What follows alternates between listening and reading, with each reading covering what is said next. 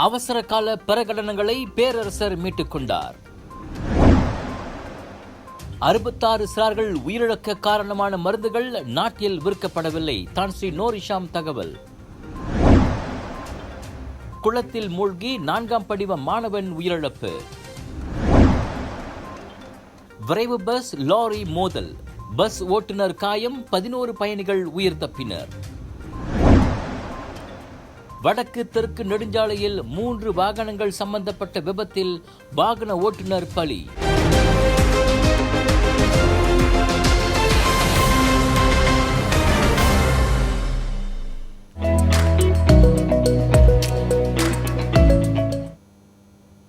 வணக்கம். நாடாளுமன்றம் கலைக்கப்படலாம் என்ற ஆர்வங்கள் அதிகரித்த போதிலும் இன்று நண்பகலில் திட்டமிட்டபடி அடுத்த ஆண்டுக்கான வரவு செலவு திட்டம் நாடாளுமன்றத்தில் சமர்ப்பிக்கப்பட உள்ளது. பட்ஜெட் தாக்கல் செய்யப்பட்ட பின் நாடாளுமன்றத்தை பிரதமர் கலைத்தால் ஏற்கனவே சமர்ப்பிக்கப்பட்ட பட்ஜெட் ரத்து செய்யப்படுமா இல்லையா என்ற கேள்வியும் பல்வேறு தரப்பினரிடையே எழுந்துள்ளது.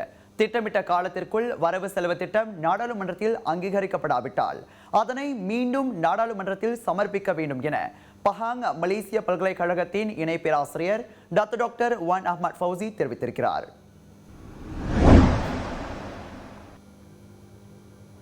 கிரிக் பத்துசாப்பி புகாயா தொகுதிகளில் அமலில் இருந்த அவசர கால பிரகடனங்களை பேரரசர் சுல்தான் அப்துல்லா மீட்டுக் கொண்டார். நாட்டின் 15வது பொது தேர்தலின் போது சம்பந்தப்பட்ட தொகுதிகளிலும் வாக்களிப்பு நடத்த அந்நடவடிக்கை வழிகோலும். சம்பந்தப்பட்ட தொகுதிகளின் மக்கள் பிரதிநிதிகள் காலமானதை அடுத்து கோவிட்-19 பெருந்தொற்று காலத்தில் தேர்தலை தவிர்க்கும் பொருட்டு அங்கு அவசர காலம் பிரகடனப்படுத்தப்பட்டது. நேற்று இஸ்தானா நகாராவில் பேரரசர் அந்த அவசர கால பிரகடனத்தை மீட்டுக் கொண்டதாக சட்டத்துறையின் இணைய அகப்பக்கத்தில் வெளியிடப்பட்ட பிரகடன பத்திரத்தில் குறிப்பிடப்பட்டுள்ளது. பிரதமர் ஸ்ரீ இஸ்மாயில் சப்ரியாக்குவுடனான சந்திப்புக்கு பின்னர் பேரரசர் அவசர கால பிரகடனத்தை மீட்டுக் கொண்டது விரைவில் பொது தேர்தல் நடத்தப்படும் எனும் ஆருடங்களை வலுக்கச் செய்துள்ளது. எனினும் நேற்றைய சந்திப்பின் போது பொது தேர்தல் குறித்து விவாதிக்கப்படவில்லை என அரச முத்திரை காப்பாளர் அஹ்மத் ஃபாடில் ஷம்சுடின் கூறியுள்ளார்.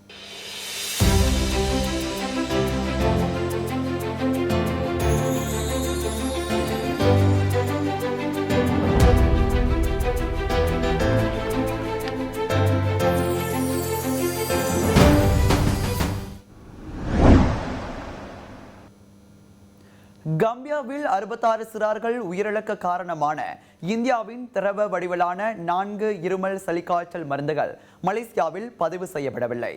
NPRA எனப்படும் தேசிய மருந்தக நிர்வாக பிரிவு மேற்கொண்ட தரவு சோதனை நடவடிக்கையின் வாயிலாக அது உறுதிப்படுத்தப்பட்டதாக சுகாதார தலைமை இயக்குனர் தான் ஸ்ரீ டாக்டர் நூரிஷாம் அப்துல்லா தெரிவித்தார். Promethazine oral solution, Cofexmelin baby cough syrup, Macof baby cough syrup, Megrib and cold syrup ஆகியவையே அந்நான்கு மருந்துகளாகும். நாட்டில் விற்கப்படும் மருந்துகள் தரமானதாகவும் பாதுகாப்பானதாகவும் இருப்பதை உறுதி செய்ய சுகாதார அமைச்சு தொடர்ந்து தேசிய மருந்தக நிர்வாக பிரிவு வாயிலாக சோதனை நடவடிக்கையை மேற்கொள்ளும் என தான் ஸ்ரீ நூரிஷாம் சொன்னார். இதற்கு முன் கம்பியாவில் அந்த மருந்துகளை உட்கொண்ட 66 சிறார்கள் உயிரிழந்ததை அடுத்து WHO உலக சுகாதார நிறுவனம் எச்சரிக்கையை வெளியிட்டிருந்தது குறிப்பிடத்தக்கது. இவ்வாண்டு தீபாவளியை முன்னிட்டு ஆஸ்ட்ரோ இணைப்போம் எனும் கருப்பொருளில் அதன் வாடிக்கையாளர்களை மகிழ்விக்க பல உள்ளூர் வெளியூர் தயாரிப்பு நிகழ்ச்சிகளை ஒளிபரப்பு செய்யவிருக்கின்றது. ஆஸ்ட்ரோ தொலைக்காட்சியிலும் ஆஸ்ட்ரோகோவிலும் ஒளிபரப்பு செய்யப்படவிருக்கும் திரைப்படங்கள், விளையாட்டு சமையல் நிகழ்ச்சிகள், இசை நிகழ்ச்சிகள் என பல நிகழ்ச்சிகள் வாடிக்கையாளர்களின் தீபாவளி குதூகலத்தை மேலும் அதிகரிக்கும் என ஆஸ்ட்ரோவின் இந்திய வாடிக்கையாளர் வர்த்தகர் பிரிவின் துணைத் தலைவர் பிரேம் ஆனந்த் நம்பிக்கை தெரிவித்தார். தீபாவளியை முன்னிட்டு ஆஸ்ட்ரோ ஒளிபரப்பு செய்யவிருக்கும் நிகழ்ச்சிகள் குறித்த விவரங்களை நேற்று மாலை தலைநகரில் தங்கும் விடுதி ஒன்றில் நடைபெற்ற செய்தியாளர் சந்திப்பில் அவர் வெளியிட்டார். இதனிடையே பல புதிய நிகழ்ச்சிகளுடன் ஆஸ்ட்ரோவில் 3 புதிய அலைவரிசைகளும் அறிமுகம் காண உள்ளன. மகாராஜா திட்டத்தின் கீழ் கூடுதலாக எந்த ஒரு கட்டணமும் இன்றி Sun News channel 215, KTV channel 216, Sun Life channel 217 ஆகிய 3 அலைவரிசைகள் ஒளிபரப்பை மேற்கொள்ளவிருக்கின்றன. ஆஸ்ட்ரோவில் தனது ஒளிபரப்பை நிறுத்திக் கொள்ளவிருக்கும் சுட்டி டிவிக்கு பதிலாக இந்த புதிய 3 அலைவரிசைகளும் அக்டோபர் 13ஆம் தேதியிலிருந்து வாடிக்கையாளர்களை மகிழ்விக்க வருகின்றன.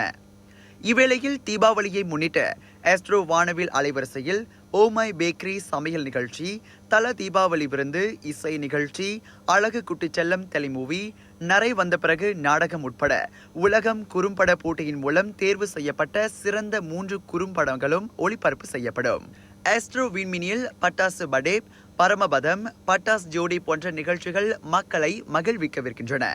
அதோடு இந்திய தொலைக்காட்சி அலைவரிசைகளின் மூலமாக ஜி தமிழ் HD அலைவரிசையில் மைடியர் புதம், காட்டேரி படங்களும், கலர்ஸ் தமிழ் HD அலைவரிசையில் கூகுள் கட்டப்பா, ஐங்கரன் திரைப்படங்களும், ஸ்டார் விஜய் HD தொலைக்காட்சியில் பிக் பாஸ் சீசன் 6 நிகழ்ச்சியும், கலர்ஸ் ஹிந்தி HD அலைவரிசையில் ராக்கெட்ரி, நம்பி விளைவு திரைப்படமும் ஒளிபரப்பு செய்யப்படவிருக்கின்றன. இவற்றுடன் 2022 அமர்கல தீபாவளி எனும் சிங்கப்பூர் நேரலை நிகழ்ச்சியும் ஆஸ்ட்ரோ வாடிக்கையாளர்களை கவரும் என எதிர்பார்க்கப்படுகிறது. கிடா சுங்கைப்பத்தானி கம்போங் புக்கிட் விழா கிராமத்தில் கல் உடைப்பு ஆலை அமைந்திருக்கும் பகுதியிலுள்ள குளத்திற்கு 3 நண்பர்களுடன் குளிக்க சென்ற 11 வயது இளைஞன் நீரில் மூழ்கி உயிரிழந்தான். நேற்று மாலை மணி 4 வாக்கில் அச்சம்பவம் நிகழ்ந்தது. 4ஆம் படிவ மாணவனுமான அவன் சரியாக நீந்த தெரியாததால் நீரில் மூழ்கி சம்பவ இடத்திலேயே உயிரிழந்ததாக குவாலாமுடா மாவட்ட போலீஸ் தலைவர் அசிஸ்டன்ட் கமிஷனர் சையத் ஷெஹசான் தெரிவித்தார். குளத்தில் குதித்து அதன் நடுப்பகுதி வரை நீந்தி சென்ற அவன் பின்னர் உதவி கோரி அலறியுள்ளான். அவனை காப்பாற்றி கரைக்கு கொண்டு வந்த அவனது நண்பர்கள் உடனடியாக தீயணைப்பு மீட்பு துறைக்கு தகவல் கொடுத்தனர்.